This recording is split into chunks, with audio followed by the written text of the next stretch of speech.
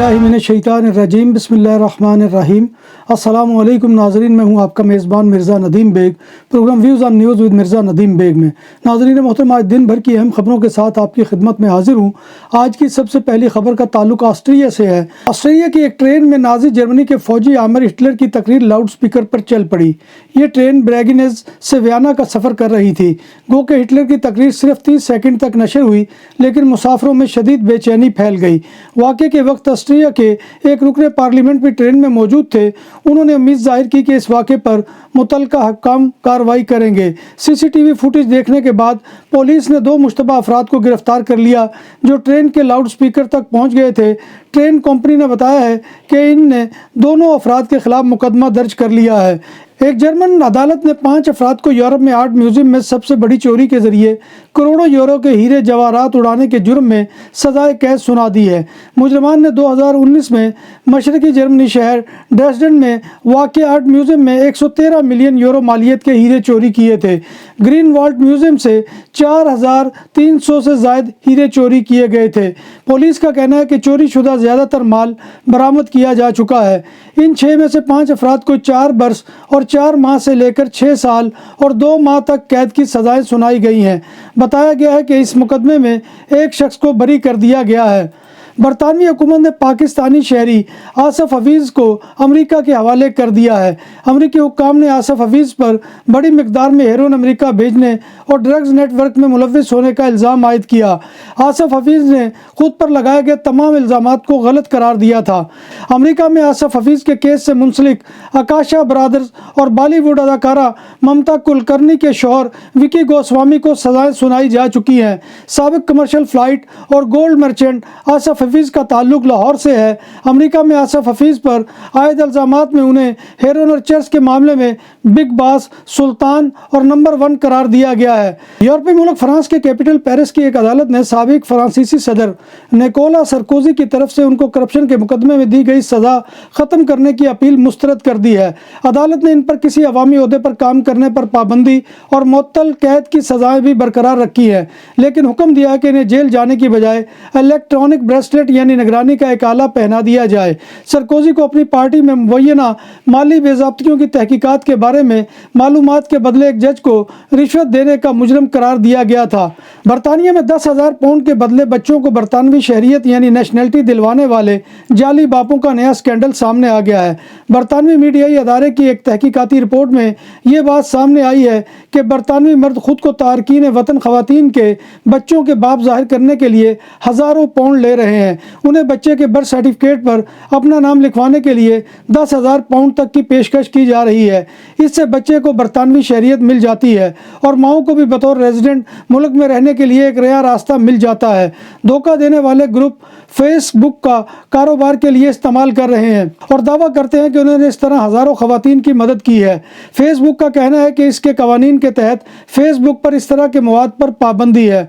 अगर कोई इमिग्रेंट खातून बरतानिया में गैर कानूनी तौर पर है और वो किसी बरतानवी शहरी या किसी ऐसे मर्द के बच्चे को जन्म देती है जिसे बरतानिया में गैर मुय्यना मुद्दत तक रहने की इजाज़त है, तो बच्चा पैदाइशी तौर पर खुद ब खुद बरतानवी शहरी बन जाता है।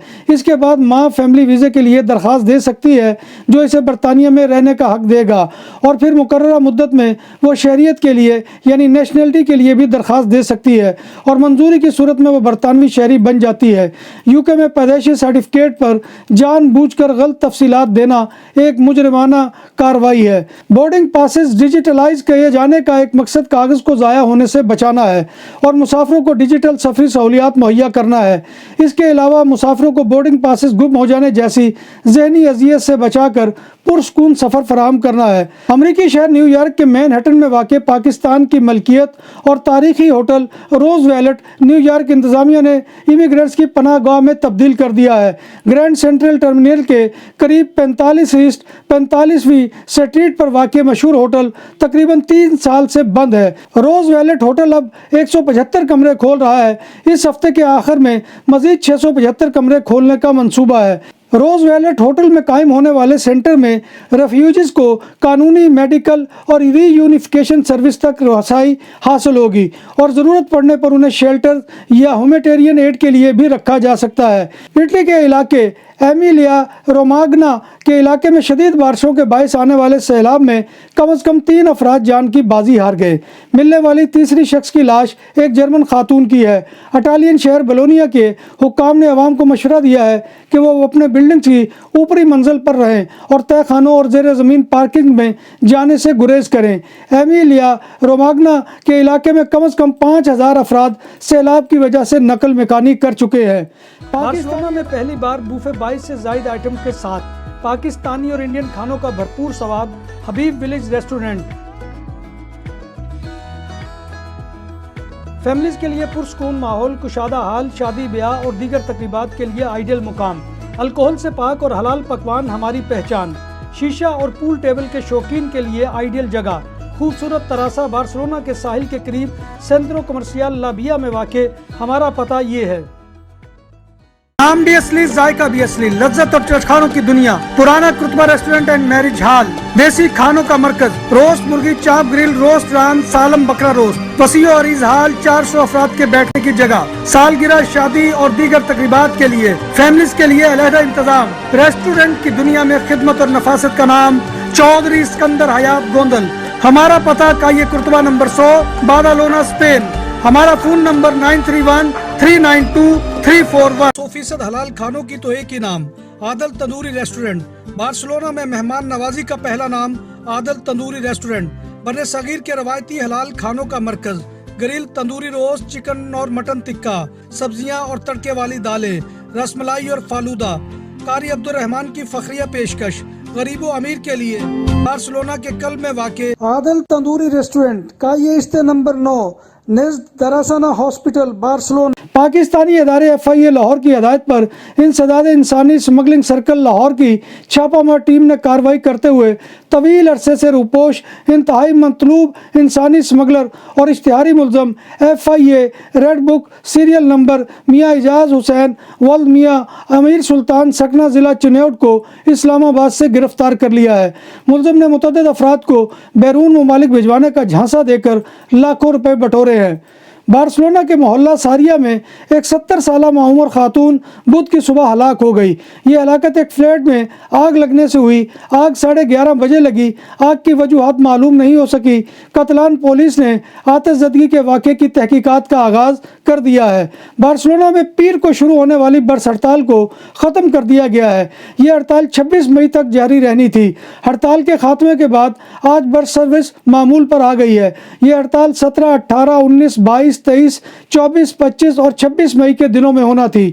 یہ ہڑتال ڈرائیورز کی 60 سال کی عمر میں ریٹائرمنٹ کے مطالبے کے لیے کی گئی تھی، جو 62 سال کر دی گئی تھی۔ اسپین کے صوبہ پائس باسکو کے شہر اور فرانس کے بارڈر کے قریب علاقے اوریو میں 2 افراد ہلاک ہو گئے۔ واقعے میں ایک شخص نے اپنی شریک حیات کو گن سے فائرنگ کر کے ہلاک کیا اور بعد ازاں خود کو گولی مار کر خودکشی کر لی۔ یہ واقعہ منگل کو شام 5:30 بجے پیش آیا۔ دونوں کی ہلاکت کے علاوہ کسی اور شخص کی ہلاکت کی اطلاع نہیں ہے۔ ماہی گیروں کے اس قصبے کی آبادی قریباً 6000 نفوس پر مشتمل ہے۔ واقعے کو صنفی بنیاد پر تشدد کا افسوسناک واقعہ قرار دیا جا رہا ہے۔ کتالونیا میں پولیس موسیس اسکواڈرا نے تاراگونا ریوس میں منشیات کی اسمگلنگ کے خلاف آپریشن میں 20 افراد کو گرفتار کیا ہے۔ اس آپریشن میں موسیس اسکواڈرا کے 200 اہلکاروں نے حصہ لیا۔ آپریشن میں 20 گرفتاریوں کے علاوہ ایجنٹوں کو چرچ کے 4 کھیت ملے، جن میں 1000 سے زائد پودوں کے علاوہ 1 کلو ہیروئن، 250 گرام کوکین، 15,000 یورو نقدی اور 4 بندوقیں برآمد ہوئی ہیں۔ پولیس نے ریوس اور تاراگونا میں 17 گھروں کی تلاشیاں لی، جہاں سے یہ گرفتاریاں عمل میں آئی ہیں۔ ناظرین محترم، یہ تھا آج کا خبر نامہ جو میں آپ کی خدمت میں لے کر حاضر ہوا تھا۔ آپ سے گزارش ہے کہ آپ ہمارے چینل BBC اپڈیٹ TV کو سبسکرائب کریں، اس کے پروگرام کو لائک کریں اور کمنٹ باکس میں آ کر کمنٹ کریے۔ ناظرین محترم، اللہ تبارک و تعالیٰ کی حضور دعا ہے کہ وہ ہمیں ایمان اور صحت کی سلامتی کے ساتھ زندہ رکھے اور ہمارا خاتمہ ایمان کے اوپر کرے اور روز محشر نبی کائنات صلی اللہ علیہ وسلم کی شفاعت اور زیارت نصیب فرمائے۔ آمین یا رب العالمین۔ اسی دعا کے ساتھ اپنے میزبان مرزا ندیم بیگ کو کل تک کے لیے اجازت دیجیے۔ انشاءاللہ کل دوبارہ آپ کی خدمت میں حاضری ہوگی۔ تب تک اللہ حافظ۔